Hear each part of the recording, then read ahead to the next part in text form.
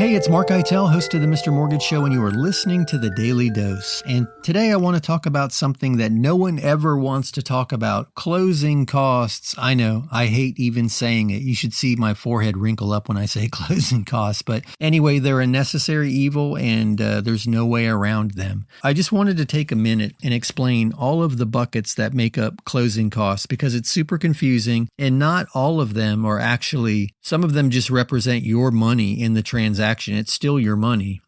Sadly, you can't touch it anymore. It's in an escrow account for you, but it's your money. So let's walk through it real quick. Closing costs are, as I mentioned, made up of several buckets. One, let's start with brokerage fees or origination fees. That's the charge associated with originating the mortgage. There also might be a discount point or discount fees you'll see in a loan fee worksheet. Those discount points are used to buy the rate down. So we've all seen that ad that pops up in Facebook and is a ridiculously low rate, often a couple of percentage points lower than anything we've seen in the news. And if you scroll all the way to the bottom of the ad, you'll see that it carries a heavy number of discount points associated with it. So that is a closing cost. Also, too, you have things like your appraisal fee.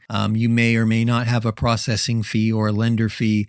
Those are the clerical components of originating a loan, and those fees simply cover the cost of the employees to sit at the computer and do the work necessary to originate that transaction, get you approved, and get you ready to fund. A big piece of the closing costs often is the bucket that represents taxes and government fees. So you pay doc stamps. And the reason it's called doc stamps or documentary stamps, in the old days, the tax was actually paid by buying stamps. And those stamps were called doc stamps because they were stuck right to the document. Those stamps were, you'd lick them and stick them right to the deed or to the mortgage. And when they were recorded, that physical piece of paper held evidence that the taxes were paid by the number of stamps that were stuck to the page. So a doc stamp is a tax on the transfer of the deed. A doc stamp could be a tax on the actual mortgage itself. I know it's crazy to think that you're paying a tax to borrow money and you're also paying a tax to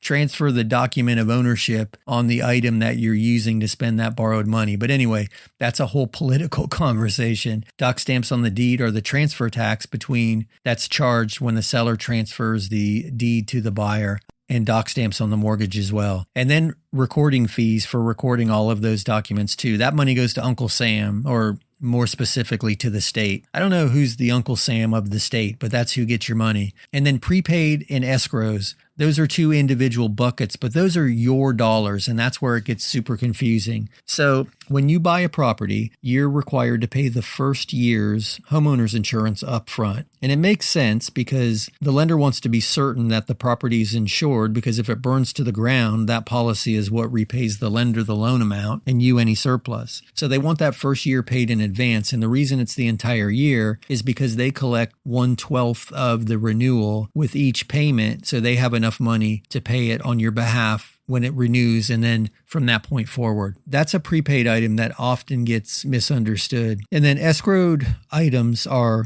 things that will be paid on your behalf later. So as I mentioned, the homeowner's insurance, they'll take 2 to 4 months of that premium amount and hold it in escrow so that upon renewal, they know they have enough money to renew that policy. And they build a buffer in there because insurance policies may go up from time to time. So that is an escrow item, but it is your money being held on your behalf. And then another escrowed item is your property tax. So each month when you make your payment, the lender will take 1/12 of your property tax, your annual property tax amount, hold it in escrow so that they have enough money to pay the tax when it's due. And in Florida, it gets paid on November 1st. Now, the good news is the seller will credit you back the property tax from the first of the year until the day before you buy the property, because they're responsible to pay the tax. Unless you negotiated that away, they're responsible to pay the taxes for the time that they own the property, and they're responsible to pay any association fees for the time that they owe the property also. So you'll typically get a credit back for that. But so that's it. You have origination charges, you have the clerical fees that are associated with origination, and then you have the dreaded taxes and government fees, prepaids, and escrows. Those are the four largest buckets of closing costs. And then if you take those numbers, add them all together, and add your down payment to it, you've got your cash to close. So I had a conversation today with a first-time buyer who was really wrapped around the axle in understanding all the closing costs, and it made me realize that I'm sure they're not alone and that we could do a better job explaining them. So I just wanted to take a couple minutes and walk you through that. I'm sure this probably created more questions than answers, and if it did, I encourage a conversation. I'd love for you to reach out or shoot me an email. I'll do my best to answer your questions. And then what I may do to help make it a bit easier is post a fee worksheet to the Facebook group so you can see what the typical charges in closing a transaction are, and that may help. So anyway, that's all I have for you today. My name is Mark Eitel, host of the Mr. Mortgage Show, and you have been listening to The Daily Dose. We'll talk again tomorrow. Thanks.